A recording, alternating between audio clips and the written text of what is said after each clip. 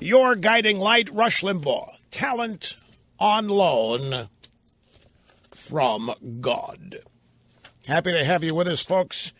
The telephone number, if you want to be on the program, is 800-282-2882, and the email address, lrushbo@eibnet.com. Let's grab audio soundbite 15. I found some soundbites that are not about me. You know, I'm rethinking this whole Rush soundbite thing. And Cookie isn't going to like this. But I'm thinking about putting a ban on soundbites using me where they get it wrong. What is the incentive for these people to get it right? If I continue to give them all kinds of attention, you've had 27 years of them getting it wrong. What's the point of regaling it every day? Hey, folks, here's the media's latest example of making it up about me, or lying, or getting it wrong about me. Isn't this funny? Yuck, yuck, yuck, yuck, yuck. Instead, we'll play sound bites when they get it right. Sound bites when they talk about me and get it right, that's when we'll use them. It's it's entertaining to hear me react when they get it wrong. I don't know. But we do have some sound bites. Cookie just sent me some that are not about me. And I'm looking at, well, I thought so. Megyn Kelly giving an interview about her hair. Oh, yeah, O'Reilly begging Trump. Did you see that? O'Reilly begging Trump. O'Reilly begging the Trump to do the...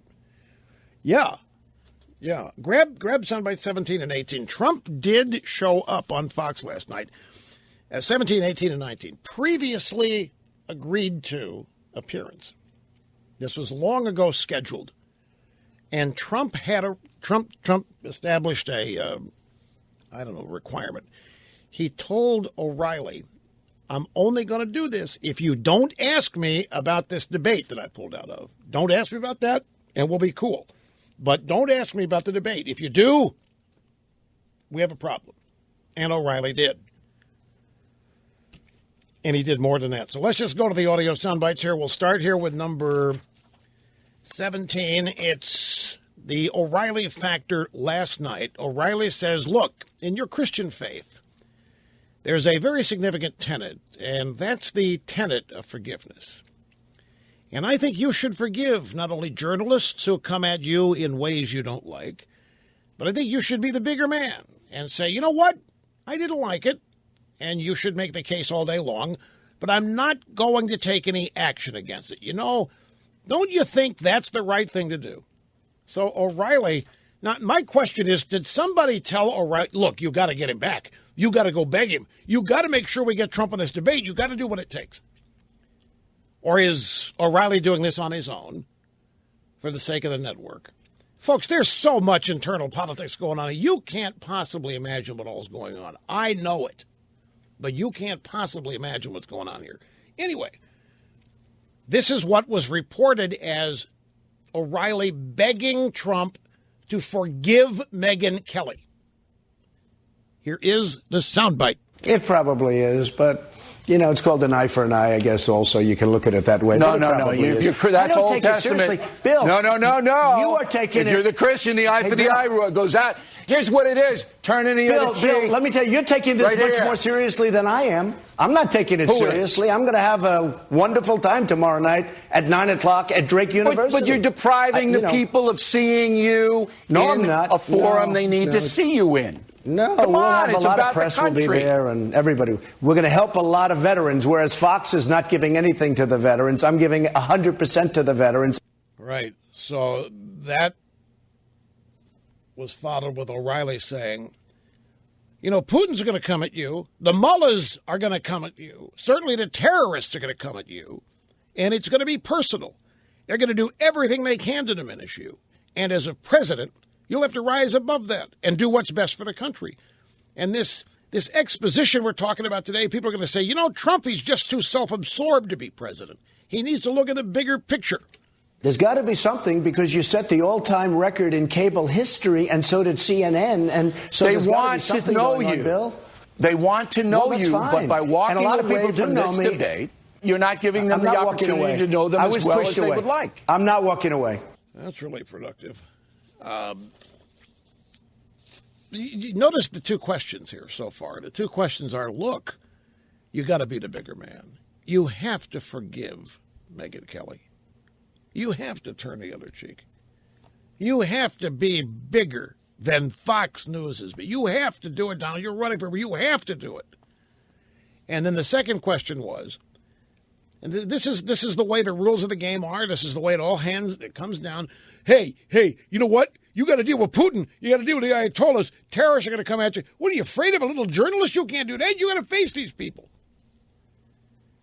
And I have always been suspicious of that analogy. It's nothing more than the media using subterfuge to get their way. Because I don't think any of this is about fear. And I don't think it's about narcissism. I don't think Trump is afraid of Fox News, and I don't think he's afraid of Megyn Kelly, and I don't think he's afraid of the Ayatollahs, and I don't think he's afraid, not of what they would say. I don't think Trump's afraid of anything anybody would say here. I think there's far more depth to this. There are far greater, but see, nobody can look beyond the way we've all been trained to look at it formulaically. And the formula here, the rules of the game are, you've got to go. You've got to do it to me. You've got to answer their questions, no matter how infantile, no matter how insulting, no matter how puerile. You have to. That's part of being president. You've got to put yourself through that. You have to subject yourself to whatever indignities there are. That's the rule. That's the game. And if you don't do that, you're not proving you can take it. And we have somebody here who says, I don't want to do that. I'm going to try to get elected without having to go that route. Why should I? Why should I sit down and knowingly allow people to insult me, lie about whatever they're going to say? Why should I say? And why do I have to take it? What does that say about me? How does that make me a bigger person to sit there? Because all presidents must have humility. We're not talking about humility here. You're talking stupidity. You want me to purposely sit there and let somebody insult me or treat me in an inane way, and I got to sit there and take it and swallow it because that's just what you do? Sorry, I have better things to do. And folks, I'm telling you again, if none of this had happened, and do not doubt me on this, if none of this had happened, if this debate were scheduled and Trump was going to appear, what do you think the only thing they would have been talking about on cable news last night was? What do you think it was? It would have been Megyn Kelly. What kind of questions is she going to ask? What kind of attitude is she going to have? What's Trump going to do? How's Trump preparing for it? And they would be interviewing all these experts. What do you think the best way for Megyn Kelly to come at Trump in debate number 2, following what happened in debate when they replay the sound bites of Megyn Kelly asking a question and Trump answering it? Now we've got debate number 2. We've got face-off number 2, cage match number 1, however they set it up. What do you think, Megyn Kelly? You'd have been so sick and tired of hearing it by now, you might not have watched the debate. Because that would have been the focus. And on the other hand, same focus on Trump. How's he going to deal with whatever Megyn Kelly? And not just Megyn Kelly. You're going to have, who else? You're going to have Chris Wallace and Brett Baer. And they might not have been happy the way Megyn Kelly was treated after the first. So maybe they're going to come in loaded for Baer. And again, if you follow me, what would therefore the focus of the second debate be? The media. And how they are going to behave. What will their strategy be? The objective, as you know, in many places in the media is to take people out. That is how, in certain areas of the drive-by media, you climb the ladder. You take somebody, you destroy their career, you expose them as a fraud, whatever. You take them out. That's how you climb the ladder. Good takedown, they will say. Don't let that braggart get away. Don't let that narcissist, don't let that big-headed egomaniac get away. A way to cut him down to size. So forth. And people would react, come on, I just want to hear what these guys think about X. I just want to hear what they think about the Keystone Pipeline. Could you stop it? And Truth is, people want to see the beatdown. People want to see the cage match. People want to see all this stuff. That gets reducto ad absurdum, as I so cleverly pointed out. Yes. Anyway, Trump's. I don't want to go there. I'm not afraid of anybody. Well, you can't be afraid of the Ayatollahs. I don't think fear is a factor here. The real question is this strategic, or is Trump just acting on impulse? Did he decide just 2 days ago, you know what, I don't want to do this debate? Or has he known for weeks he wasn't going to do it and has been waiting for the right time to make the announcement? Is it part of a long-term objective Trump has with somebody at Fox, the network at large, the media at large, and how he is going to be responding to them? You know, the media needs access. They crave it. They demand it. They want it. One thing you're watching here, you're watching Donald Trump negotiate in public. This is a negotiation. And I know he's got the veterans thing tonight that he's doing, and Huckabee has announced that he's going to show up over there.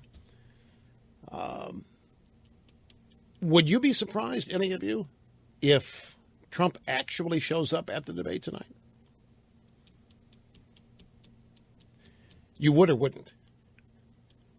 You'd both be surprised.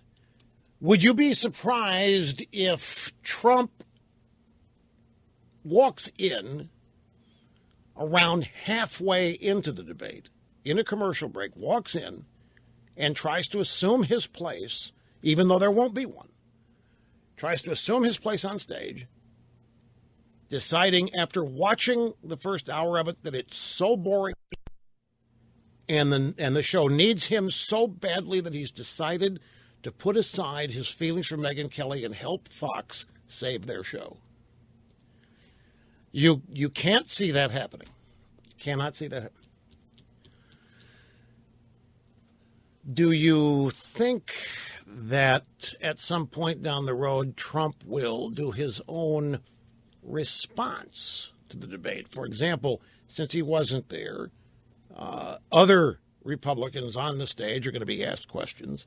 You think Trump might, at one of his appearances scheduled for, say, next week in New Hampshire, decide to plan one as my response to the Fox debate and structure his appearance so that everything he talks about, or most of it, is answering the questions that were asked of the other candidates in his own? You would be surprised if he did that. Okay. Well, yes.